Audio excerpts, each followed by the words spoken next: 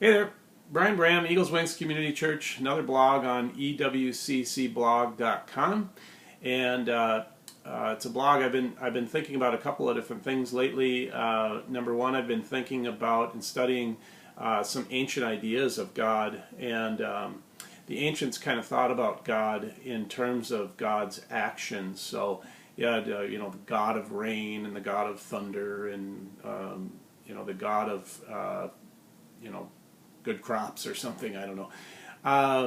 Versus not so much God where God was defined by God's own essence, like we think about nowadays, the Christian God, especially being a God of love.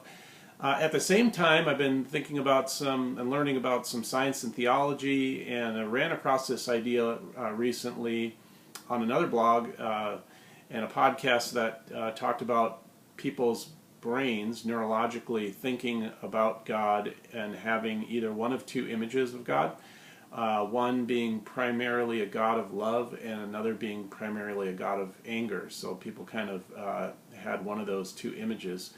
And so I've been thinking about these two things at the same time, sort of in an interdisciplinary way, which can be helpful. And so it's been kind of interesting. There seems to be kind of a direct link here between God's revelation as a God whose essence is love, and then our image of God. So a few fill-ins for the blog. There is this idea that the God of the Old Testament is an angry God, and I'm aware of those arguments. So just a few words on them. First of all, this blog is about humans' views on God in their brains, and it's not so much on theology.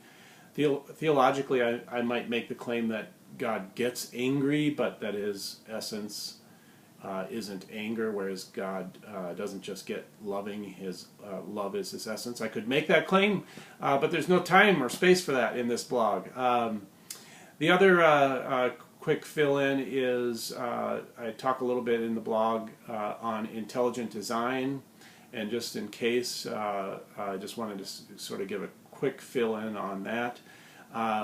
This is sort of the idea that there's certain features in nature that are serve as empirical proof that God exists. Empirical proof just being think about it sort of experientially. It's what a lot of scientists do, right? They do a test, they observe, and they record the results. So I might let go of a matchbox car, and if it keeps falling to the ground, I might come up with empirical proof for gravity or something, right? In the blog, I give a quick example of the human eye. This is one of the arguments of intelligent design. They'll point to the human eye and say, look at how intricately it is made, just so perfectly for what we need the human eye to do. And another might be sort of the intricate way that our digestive system operates. These systems, the thinking goes, operate the way they do because an intelligent designer made them that way.